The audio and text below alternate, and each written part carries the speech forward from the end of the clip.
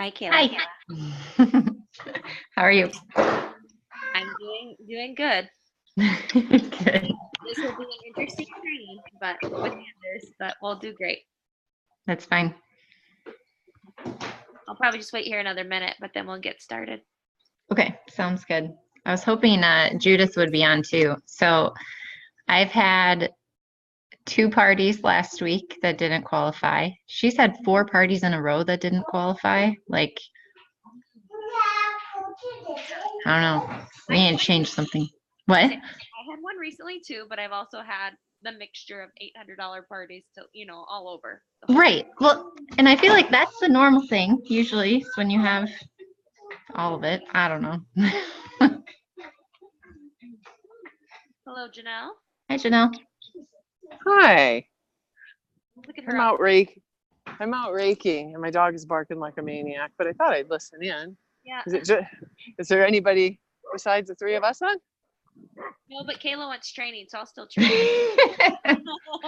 I need help. Awesome. We can just have a selling conversation. We can. All right. I'll mute myself so I'm not saying I can't hear the dog. Well, hopefully Anders doesn't act up, right? We all have issues. I feel like Fine. potential ones.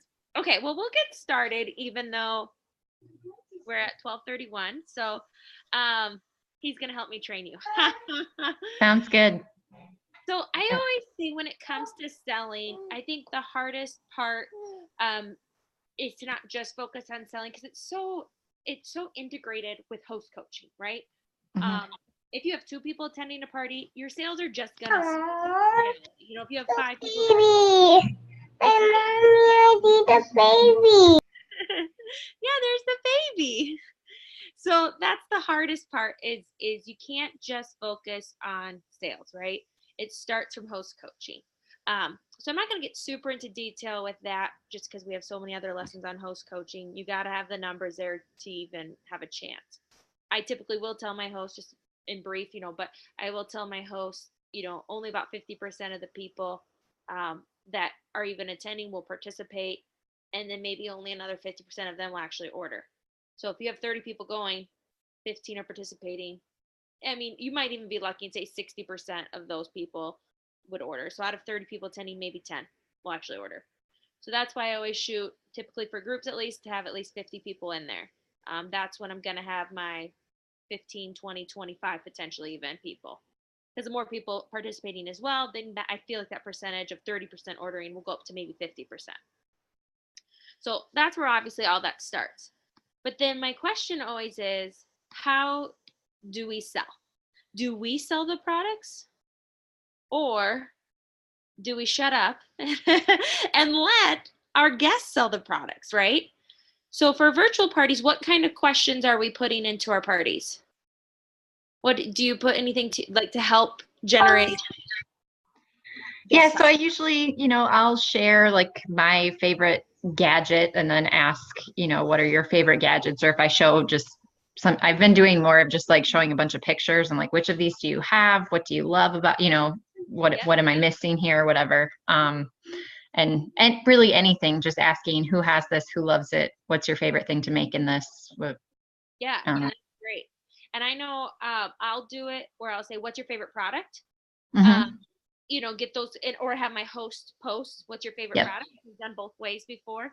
Either way's fine, I think, honestly.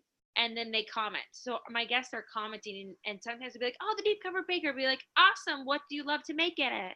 Because I want them to let all the other guests know what they make in it so they can envision themselves, right? So they have to envision themselves with this product. So that tends to help a lot. And I comment literally, I think having us as consultants be interactive is super helpful as well. So anytime anybody makes a comment, even if they say they make mix and chop, I will still comment and say, oh my gosh, such a classic. I don't say much more than that. Awesome. We don't care about the $10 product or $12 product now. So when anything that's $30 or more, I will probably elaborate a little bit more. Even the classic batter bowl, I've done it where I'd be like, did you know that it can go in the oven up to 350? And many people are like, oh my gosh, I didn't know that. That's awesome to know. So try to give them even a little tip. Now, Obviously, all that takes time. So anybody that's listening to this recording, if you're new, I promise you, you will slowly learn all of this stuff by, one, listening to these trainings, right? You just learned a tip now from me, so now you know that tip. Recipe nights, that's where you learn, that's where you're gonna get your information about your products as well, so you can sell them. So when your guests, customers, hosts ask, hey, which do you prefer? I get this question a lot. Do you suggest the food chopper or the manual food processor? If I'm being completely honest, I don't like the food chopper. I actually hate it. I love the manual food processor so much. I have 2 of them. However, I'm not going to diss one of our products. So instead, I might say, well, the food chopper is really great. It's been around for a long time, and people love it if you really like to get angry and hit that sucker hard. You know, it's been around for a while. What I love about the manual food processor, though, is that even kids can use it. And you don't have to hit it so hard. It comes with a storage lid. It has a higher capacity. I can do sauces in there. Not just, you can't do sauces in the food chopper. So it just really depends on your preference. So I just give them both sides, right? I think, and then if you are someone that's doing cooking parties or wants to dabble in cooking parties, again, same thing as virtual parties. Ask them, what's your favorite, have them do introductions. What's your name? What's your favorite product? Have them brag about it. Again, if they're going to talk about a scraper, oh, yep, that's a great classic. They're going to talk about cookware. Oh my gosh, what do you love about your cookware? And I ask this in virtual parties too. I comment, what's your favorite part about your cookware? Why do you love your cookware? Why do you love your knives? Why do you love your rock crocks? Why do you love your manual food processor? What do you use to make it? Oh my gosh, give me some ideas. Oh, I never, and then you make them feel awesome. Oh, I never thought of that if they say something, right? So I think that's kind of, that's kind of the, I always say the big part when it comes to selling is start learning. There's tons of product training, so start learning a little bit about more of your products, or as you get questions, learn about that product. Also have guests talk about them. Obviously, if you're looking, and that's more straight with your parties. Now, at the end of all my parties, the other way I increase my sales is contacting every single guest. Now, I'm usually type A person. If they're literally $47, my host is $47 away from the next level, I will put, hey, our host is $47 away from the next level. Is there anything you want? I kind of still do that, but if they're $80 away, I won't put their $80 away. I will put probably their $47 away.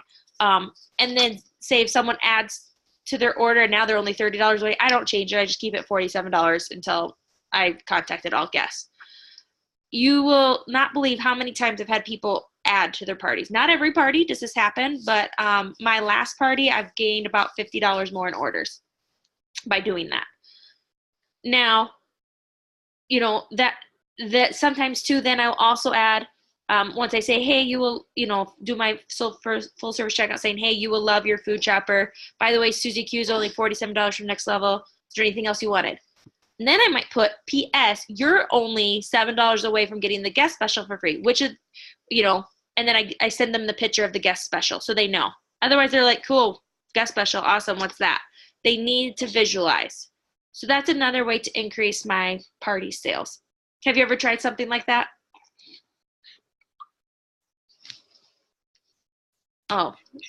Yes, sorry, we have tears. Yes, I've started sending the picture of the guest special. That was something new. And then, question though, when you're saying that you contact everybody who ordered or everybody in the party? Everyone that ordered. Okay. If I'm really desperate, I mean, my party's not hitting the then I might send cell number, but I might send Facebook messages saying, hey, we're ending this party soon. Just wanted to check in to see if you planned on ordering. Here's the link. Super simple. Don't make it long. And many times they'll say, no, I wasn't, or, oh yeah, that's right, thank you, or no, but I'm interested in hosting, and then I'll get a booking. So I'll get other things out of it too. So, yep. I usually just stick to ordering right now. I've done other people as well. It just depends on how I'm doing for the month and how much time I have. So, yep. So that's, I would say that part of it. But then also, both with virtual and in cooking parties, it's important to also choose the right recipe. right? So I had someone ask me for a bridal shower coming up last minute, like, hey, can we switch the recipe to this? You know, these mini apple pies. And I'm like, I couldn't anyways, because I have 2 bridal showers that day doing the same recipe. But at the same time, all it was featuring was the brownie pan. That's not a huge product, right? So when we feature recipes, whether virtual or in person, you want to choose a recipe that's going to feature products they can envision themselves using. So we're choosing recipes they can envision themselves making in their home, along with the products, right, that they can envision themselves using. So right now, maybe the wok, right? One, because of also the host special. So we usually try to focus our big product on the host specials. Next month is anything month. So you can just choose one of your favorite top dollar items, right? Anything, I would say, over $75, really. You know, Manny fruit press is okay. It's a really good, you know, $50-some item, but really anything over 75, even the deep cover baker, I think that's at 99 or so now. But, you know, some of those bigger items you want to feature to entice them to host, but then tools. Like if there's only one other tool with it, might not be the best recipe to choose either. So a lot of people like to choose a main dish because not everyone makes dessert all the time. Not everyone makes appetizers all the time. So choosing a main dish also helps. So my virtual parties, typically I'll say, here is my recipe. Okay, now here's my power tool. And now here's my little dinky tools that go with it. So that also can help because now I remember when I started, Janelle had made this recipe, this Southwest pizza recipe, and because she made it, and I loved it so much, I thought I had to have every single product in order to make that recipe. And I did. I went and bought every single product that I didn't already have to make that recipe going forward. So, I mean, granted, I knew I was becoming a consultant at that time too, and I got those products for that reason. But still, like, that's what our guests and hosts are going to do as well. So I think, and then also individualizing things, right? Someone says, I have a post that says, well, what's your issue in the kitchen, right? Some people say clean up. Well, you need a 1-pot meal, right? We need you to give you the rock crack. Let me help you get the rock crack and tell them why. Like, hey, I would love to solve your kitchen problem of having dirty dishes. You know, so if you individualize, build that relationship, do some one-on-one, maybe that means you become their Facebook friend. If, you know, so that way you can message them so they can see your message. That might be important, right? What other tools? What tools, you know, you can even say, hey, what tools do you have in your kitchen that are getting old and rusty? What tools have you had for 20 years? Let's see if we can't get them replaced for you, right? Now that might be a book that can go both ways, selling and booking, but you can use it both ways, right? So any personalization, individualism is great. Right. He's all about it. So that is another way, obviously, that we can increase our sales. Now, outside of the party, there's lots of ways to do this as well. So I know some people that might be listening to this recording later. I know that's not the case for you, Caleb, but if you're like, oh my gosh, I just want to be active this month, that $150, which isn't even a party, right? Obviously, you can always do giveaways, but if you don't want to do giveaways, you do not have to. So some people even do a challenge. So you could even put a question. I think it's hard with Facebook. You don't want to just post like, oh my gosh, guys, I'm featuring this product, go buy it. Or I need sales, please help me out. But maybe it's a question of who needs help chopping up, who hates chopping up veggies, right? Who hates meal prep? Who hates cleanup in the kitchen? And maybe if they say they really hate veggie prepping, you could then personally message them and say, oh my gosh, Susie, so what kind of prepping do you typically do? You cut up peppers, cut up onions, potatoes. You know what? That quick slice, that is going to be perfect for you. I currently have a party going on, or I'm going to be placing an order soon. Would you like to purchase that? Or, you know, something like that, that you could do. I've actually never tried that specifically. I've always tried the method of, hey, I'm trying to sell 10 quick slices. Who wants one? Kind of a deal. Or I've been challenged to, right? Even though you haven't been challenged maybe at all by your director to sell something, you just say you have been. But I think we do this right with hosting too. We don't just say, hey, who wants to host a party? Because we never get a response. But instead we might say, for next month, which of these would you like at 60% off? and you could put a ton of your favorite products, right? So same thing, what that we can focus on instead of just directly saying, hey, who wants a quick slice? We could say, hey, who hates veggie prepping but loves your veggies? I think you could do it that way too, right? To help entice people, and then personally message people to make it, again, that relationship individualization to get them to get those types of items. So, right. Yeah. So I think you can obviously always go back to your parties too to see what, if anyone has created a wish list ever, either some of your hosts, if there's some products that they're wanting.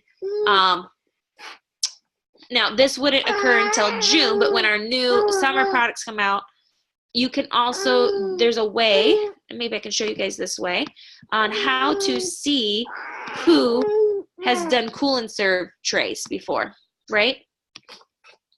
Let me see if I can share my screen here.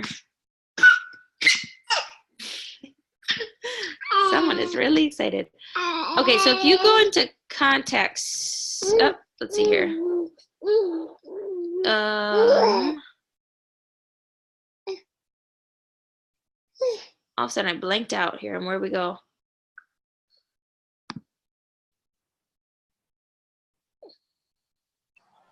Business reports? Yes, thank you. But where am I? Oh, there, personal business reports. I'm like, it's under selling and recruiting. So personal business reports, order history reports here. And this is where you can, if you want a specific product, all customers who've purchased, and I could put, oh wait, that's the item code. One second, I gotta look up the item code here for Cool and Serve. But you can look it up this way. So I'm gonna look up the item code, so that 4-digit code, right? And then we're gonna put it into that report. If my internet loads here. 2614. Yeah, you're fast, okay. Just the large. So you could do the Cool and Serve. And I can see, you could do a specific date range, but you can also search anybody who's ever purchased one. So now I could reach out to all of these people and send an email even saying, hey, we have these new products that are coming out here in June. You could take pre-orders the end of May, right? So, or once June hits, you could take orders. You could take the orders ahead of time, right? And then not submit it till June 1st. It just has to be under a June 1st party. Okay, so you can do it that way. Otherwise they won't show up at all. So you could totally do something like that where you reach out to people like, oh my gosh, I'd love to add to your collection. These guys just came out. What do you think? Right, that's another way to generate certain sales. Or it's gardening time, right? So maybe you could do a post on Facebook, who loves to garden, right? And then that's where you could reach out. Okay, so think about our veggie type tools. Again, I'm keep using the quick slice, but we have that huge new food prep grater as well. So that's a bigger item. That could be more of probably a hosting incentive versus just sales. But, you know, or the veggie strip maker or the veggie spiralizer, you know, all those different tools that you would use from gardening. So, okay, that's a lot of different ideas. Do you have anything, other ideas or things you came up with as we were talking, Ben? I mean, I think that just helped a lot as far as I've had the question before in my parties of like, what's your problem in the kitchen? But I have not really known how to respond to them. So you gave me some good ideas for that. So I think just going back to some of those things that I kind of ditched because I didn't really know what to do with it. Yeah, I remember struggling with that question at first too. I threw it in because it came from someone else. I'm like, oh, cool, great. And then people would answer and be like, yeah, that is a bummer. Right. That's the problem. But, yeah, I struggled with that too. And then I was like, oh yeah, if you hate cleanup, let's think about this. Let's get one pot meals going for you. You don't need, you want to do, you know, the less amount of dishes. If you hate meal prep, right? How can we make that easier? Well, now we got some really great tools for all of that too. So, you know, different things. You need quick ideas. Well, we got our pressure cooker now. That's going to give you thinking your last minute planner that I always come home from work at 5:15, 5:30 go, crap, what am I going to make? That pressure cooker is awesome for that, right? So you have specific things you can offer them now. And then some of it might lead to sales, and again, some of it might lead to bookings. Mm-hmm. And he very much agrees. He loves helping train right now. He's good at it. Carrie, can you hear me? Yes.